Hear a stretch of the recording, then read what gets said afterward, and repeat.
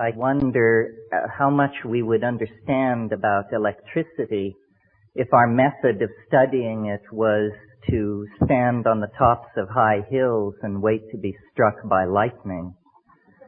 It seems to me that's sort of the position that we're in vis-a-vis the UFOs. We have no real theory. We have conjectures. We have fiercely defended hypotheses, but we have very little that is concrete to go on. It's almost as though the issue of the UFO were an onion, and as we peel the layers of the onion, we discover when we get to the center that there is nothing there whatsoever left. It reminds me that if you cross an onion with a UFO, what you get is a flying saucer that brings tears to your eyes. And so what I would like to do is, just based on the notes I took today, to review what the options available to us are in terms of trying to get some kind of intellectual handle on this phenomenon, and I'll move through them rather quickly. One possibility is that the UFOs are somehow natural phenomena, perhaps piezoelectric forces that have an ability to interact with the delicate electrochemical machinery of the human nervous system to create an impression of hallucination or visitation or abduction. That's one possibility. The more serious contenders as explanations, I think, fall into three categories. Is it us? Are we being visited? Or is there another tenant in the building that we are unaware of? And my own feeling about this tends to vacillate. I have had contact experiences. I have seen a UFO very close. I have met with entities from other dimensions, and it has not impelled me to take a strong position. I paid very close attention when these experiences were happening to me, and there always seemed to be loose ends that argue against whatever hypothesis seems currently most attractive.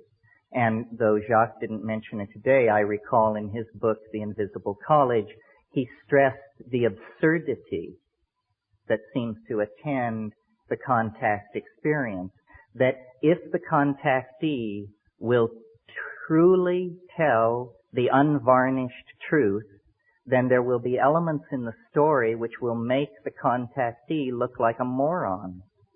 In other words, the invalidation of the experience is an inimical part of its structure, almost as though the entities were saying, well, you may tell this story if you wish, but if you tell it truthfully, you'll be taken for a fool. Well, there's nothing wrong with being taken for a fool, except that it does seal the phenomenon rather nicely away from the very sober ladies and gentlemen who are making their careers in some branch of science. They are not interested in investigating the kinky, the anecdotal, the possibly pathological. In preparation for this conference, I reread Carl Jung's book published in 1954 called Flying Saucers, A Modern Myth of Things Seen in the Sky. And to my mind, no one has really gone beyond Jung. He understood very clearly that saying that something is a denizen of the psychic realm no way precludes its also having efficacious force in the physical realm through the phenomenon which he called synchronicity. Some of the points which Jacques made today about the nature of the medical examinations that are reported, they are absurd.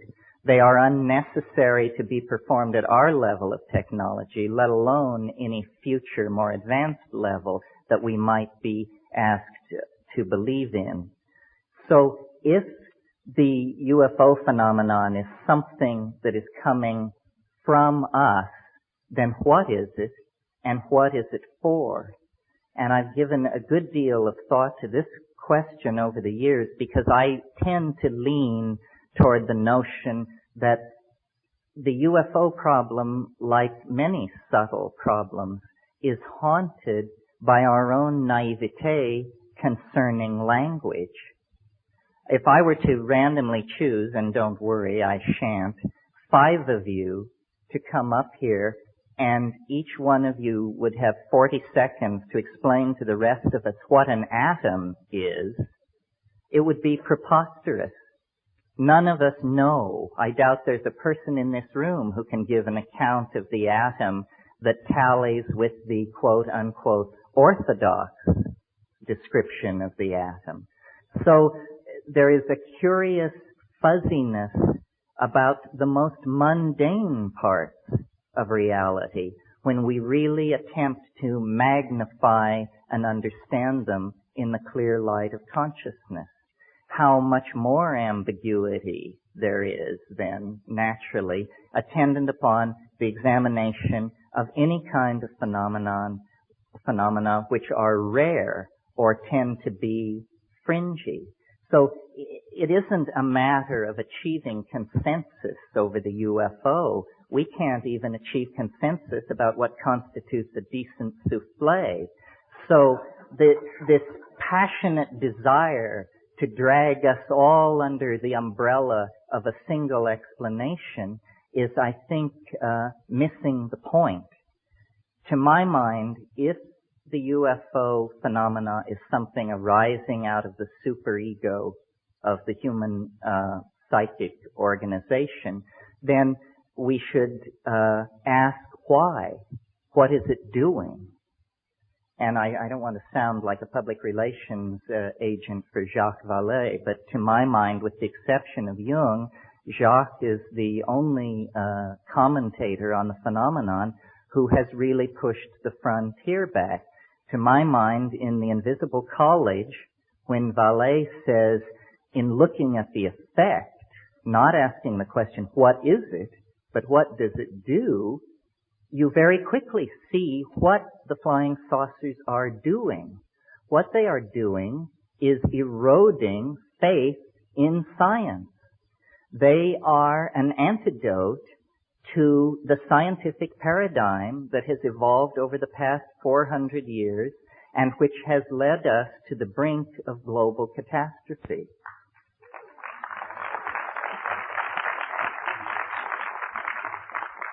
So the notion being developed here is that within the structure of the human psyche, there is something like a governor, something like a monitoring circuit, which when a society begins to evolve in a pathological or lethal direction, phenomena can be induced not by the egos of men and women, not by their institutions, but by the overmind, the collectivity of the human species. Phenomena can be induced which are so corrosive to the ideologies currently in place that their underpinnings are cut away, their validity is called into question, and their programs for social development and control are invalidated and destroyed. Now, a perfect example of this is the rise of infant Christianity. If you'll cast your mind back to the situation in the early years of the Christian era, and imagine the mentality of a Roman aristocrat, a person of power in Roman society. Their physics is drawn from Democracy and atomism. In other words, they are thoroughgoing materialists. Their social theory is drawn from Epictetus and Plato. They are, in fact, extremely modern people by our own standards. However, among the gardeners and kitchen help and stable boys, there is news of a momentous event in the Middle East. A Jewish rabbi has triumphed over death and risen after 3 days in the tomb.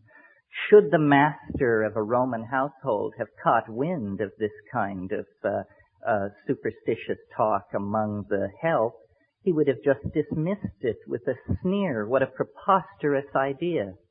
And it is a preposterous idea. Nevertheless, the fact that an idea is preposterous has never held it back from making zealous converts. And within 120 years after the Annunciation of the birth of Christianity, its missionaries were beating on the gates of Rome, attempting to convert the emperor.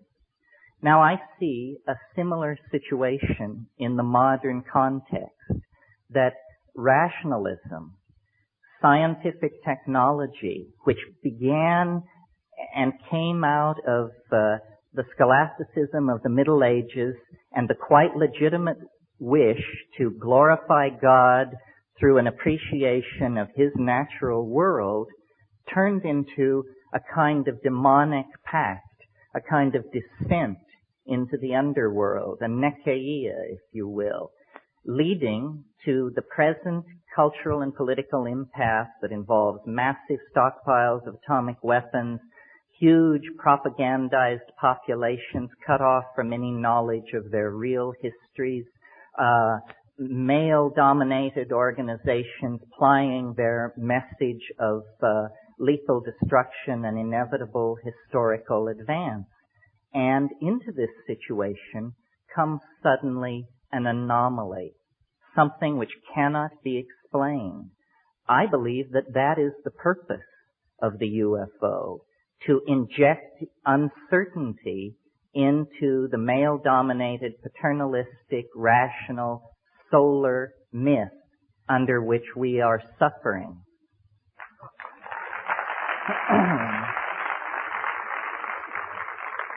So, I suppose if you had to categorize this point of view, you would say I'm taking a depth psychological, psychoanalytic point of view.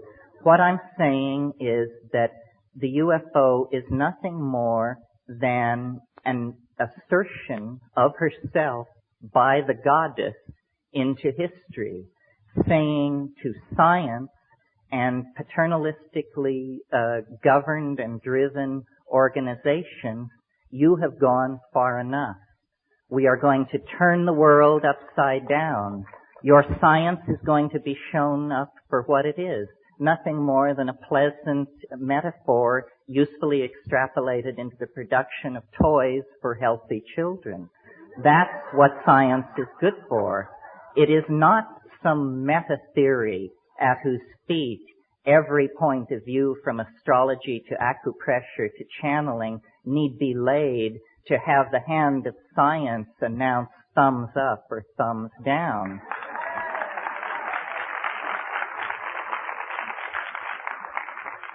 Now there is another possibility which can be dovetailed into the first.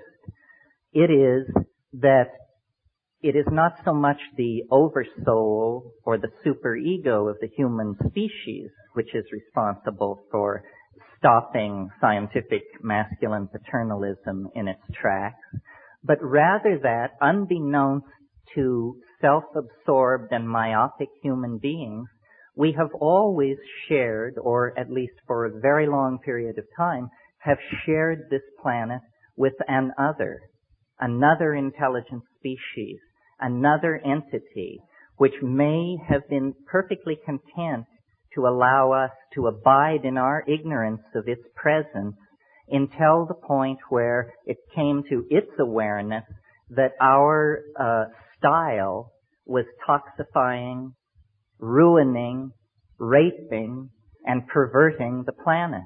And at that point, this thing springs into action with similar end results as the previous scenario, the invocation of the superego. It's astonishing to me that in the 45 years that the UFO, are we being visited question has been kicked around, I have never seen in any UFO book or publication the suggestion made that if we believe we are being visited by organic, intelligent life forms from some other dimension or place in the galaxy, then we should very, very thoroughly examine the ecology of this planet for traces of its presence. What assurance do we have that the several million life forms that we know to exist on this planet all evolved here? Do we have any assurance? There are ways to gain that assurance by doing comparative DNA sequencing and this sort of thing. Some of you may know my own position, or one of my positions, which is that plants and fungi containing psychoactive compounds are extremely viable candidates for extraterrestrial intruders into the environment of this planet. And this is not to put down Whitley's story, which is a very interesting story, but had he prefaced his story with the comment that before it all happened he took 5 grams of mushrooms, I doubt he could have sold it to his mother. Because in the world where mushrooms and other psychedelic plants are imbibed, such stories are commonplace. It's no big deal. So I'm always amused by UFO investigators and compilers of data who will tell you, well, the first thing we did is we got rid of all the stories told by anybody who was intoxicated on anything. It seems to me that move has probably absolutely precluded any possibility of understanding what is going on. You see, culture is something that we wear like clothes. And we're very much at ease with culture. Our mind is very much at ease with culture. And we gather the language of a given culture around us. Culture is the mind unperturbed.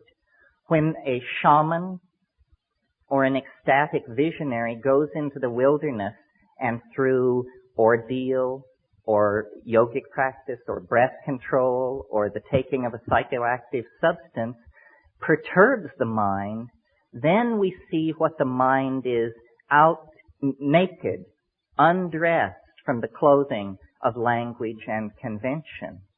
That's why I've made this point over and over again. There will not be a serious discussion of the origin of UFOs, or for that matter, of the nature of consciousness itself, until we leave the utterly culture-bound, provincial, and hick-like attitude that science has foisted on us about perturbing the mind. Without the use of psychedelic substances, I think solving the UFO dilemma is going to be as thankless a task as attempting to understand the nature of the universe without availing yourself of the use of a telescope. It is simply tying our hands behind our backs. Now there is a third possibility, which is the one that is the more commonly entertained notion, which is simply that we are being observed by intelligent life forms that evolved somewhere else in the galaxy. They have quarantined our planet to keep us from being agitated by their presence, and they will eventually reveal themselves. I find this an extremely odious notion, especially the part about how much chaos there will be if the truth is ever revealed. This is nothing more than the reassertion of masculine paternalism, its right to keep secrets from the rest of us, its belief that there is a privileged all-male class of people who can be let in on what's really going on, and the rest of us, poor dears, have to be shielded from these tremendously shocking facts. I discussed this once with an entity, and it said to me, well, you know, we've disguised ourselves as an extraterrestrial invasion so as to not alarm people with what's really going on. We're getting close to the end, folks. There is a fourth possibility, which I mention only in the interest of thoroughness, which is that these entities and their vehicles are not spacecraft at all, but are in some sense timecraft, and that we may be the tremendous sense of empathy with these quite physically unusual beings may arise out of the fact that we're looking into the faces of our great-great-great-grandchildren, who may be emanating back through time, carrying the message, a message about some sort of future event or situation that lies many centuries downstream from us, but that is of such import that from that point, agents are moving backward and possibly forward through time, spreading the news of some kind of mode shift. This doesn't seem to me to be impossible. However, based on my own experience, which is what I think this thing really comes down to, because what we have in the UFO issue is an official position supported by scientists, whether they be Neanderthal right-wingers or doctrinaire Marxists or whatever, a conspiracy of consensus against the personal experiences of individual human beings who are told, well, what you're saying happened to you can't have happened. You are insane, you are mentally ill, you are mistaken. So what we really have here is a political issue. Which do you believe? Your perceptions, memories, and expectations aided by your intellect, or some kind of utterly abstract, official, doctrinaire, sexist philosophy laid on from above? So I think really what the saucers do, if you accept their presence, is they empower us. They empower us to see science for the shell game that it is, to see the past 400 years of Western culture for the pathetic narrowing of the spectrum of allowable phenomena that it is, to the point where people think that if you can't bang on something with a hammer, it isn't real, which to me is just wild talk. I can't even imagine where that this thing is coming from.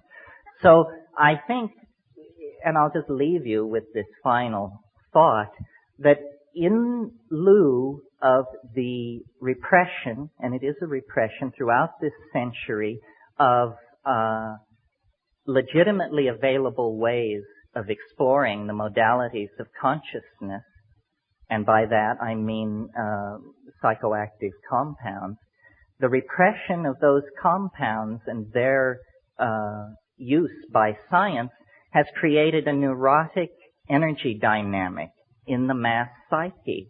And the mass psyche has begun to hallucinate because the destiny of human beings is to live in the imagination in the hands of the goddess.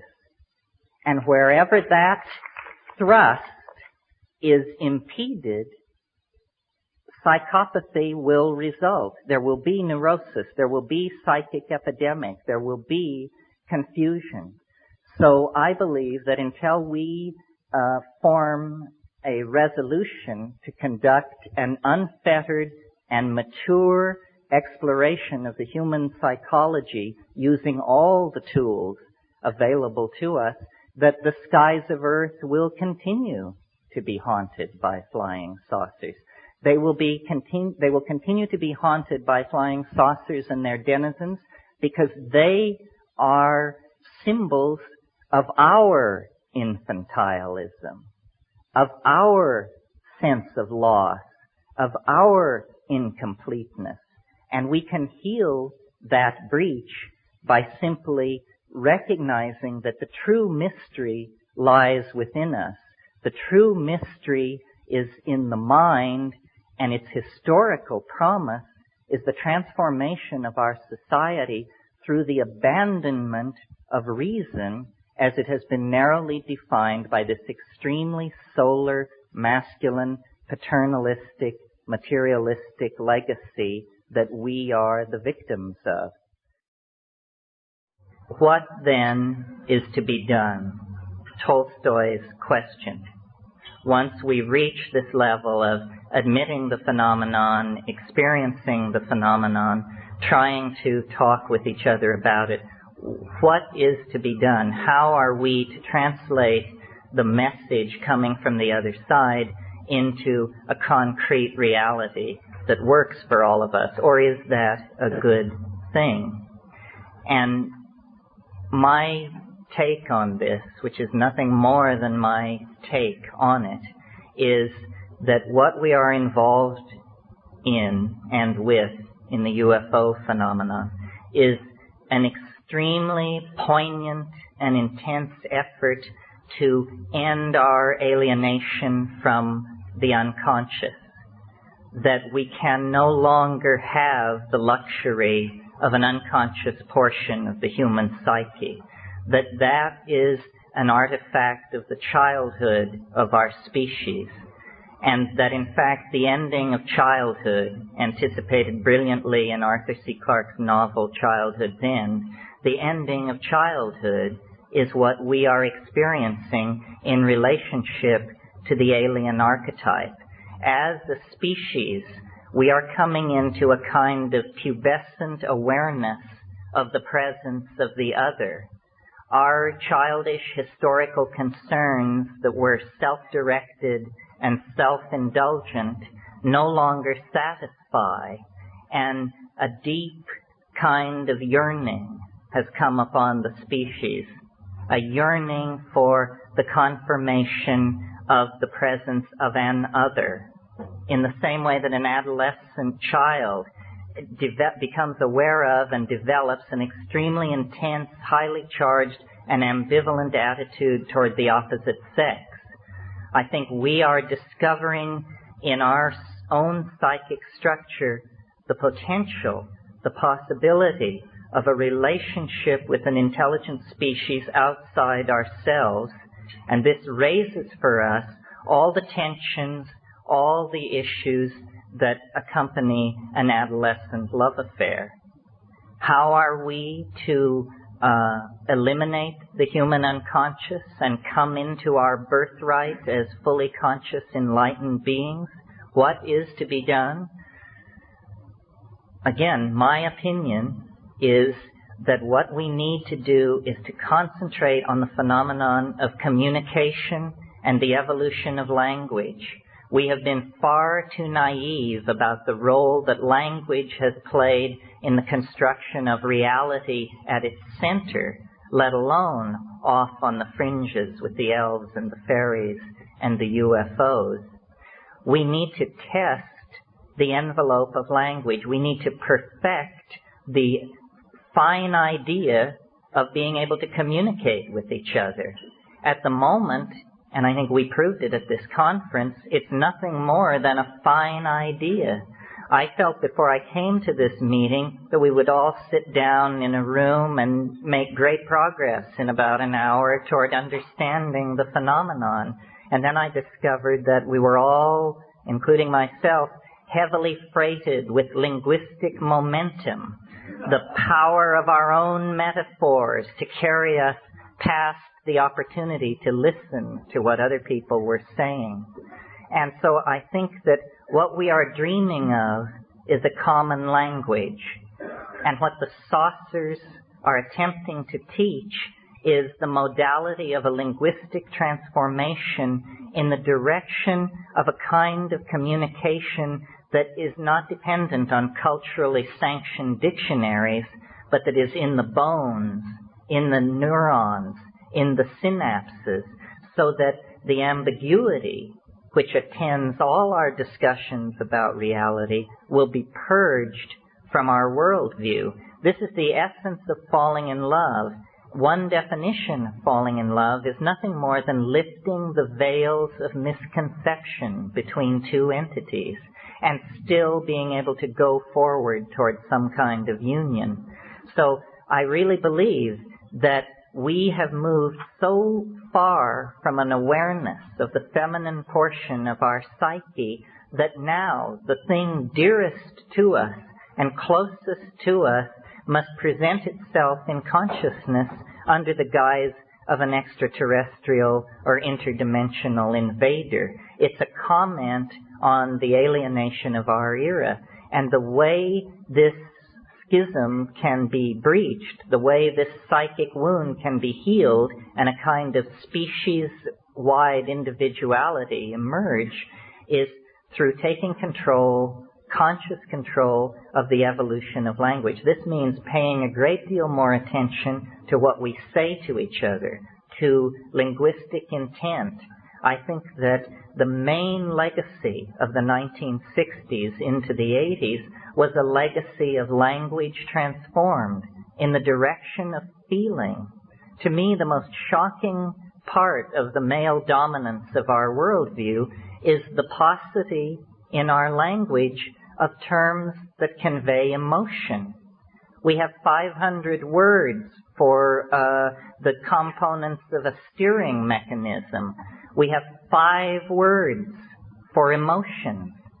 Each one of us is a swim in a concatenation of emotionally subtle wave phenomena that come and go just below the surface of our awareness. But if any one of us turns to another and says, "How are you doing?" the answer is, "Fine, fine, yourself." This is presenting a tremendous barrier to us to the expression of our wholeness. And I'm completely willing to line up behind Carl Jung on the notion that the UFO is an expression of our longing for wholeness. In principio et verbum, et verbo caro factum est. In the beginning was the Word, and the Word was made flesh. In other words, if you were an actual extraterrestrial standing off in a spaceship looking down on this planet, you would not see the strivings of individual species. You would not even see the great classes of organized organic life. What you would see instead is a gene swarm, a language frenzy, the coding of meaning in genes, in words, in architectonic productions, in poetry. What is happening on this planet is the self-reflecting genesis of communication for itself. It is language, somehow, that is loose in our species, on our planet, within and without the flying saucer. So, communication, which we take astonishingly for granted, considering the very basic kinds of needs that we communicate to each other, is actually the great frontier of our spiritual becoming. It seems to have passed right by us that we already possess a form of telepathy. That the miracle of communication involves the fact that I make small mouth noises and you instantaneously consult the culturally sanctioned dictionary, and out of your dictionary you construct a map of my linguistic intent, and then through a series of grunts and nods we assure each other that we know what we mean. So, in a sense, I said this afternoon that the UFO was here to confound us, to confound science. On another level, like the psychedelics, it is here to catalyze a finer evolution of communication, to goose us toward a little tighter epistemic and ontological definition of the business of communicating with each other. If we could refine our channels of communication, we would coalesce into the kind of omnipotent, extra-worldly organism that we anticipate in our vision of the flying saucer. So I think really the flying saucer has become the guiding image of our own cultural evolution. We are going to live in the imagination. This planet is involved in a birth process. There is nothing unnatural about what is going on this planet. and there is nothing unnatural or inappropriate about us. It's simply that the planet has carried us to term. We are now ready to leave the womb, and the womb is in danger of toxemia if we in fact do not leave it. We have passed into a new kind of time where the separation of our species from the planet that gave us birth is a necessity for the survival of both parties. And like any birth, it is a moment of crisis. It can end in catastrophe, and perhaps the saucers stand off to perform a necessary cesarean if things really turn into chaos.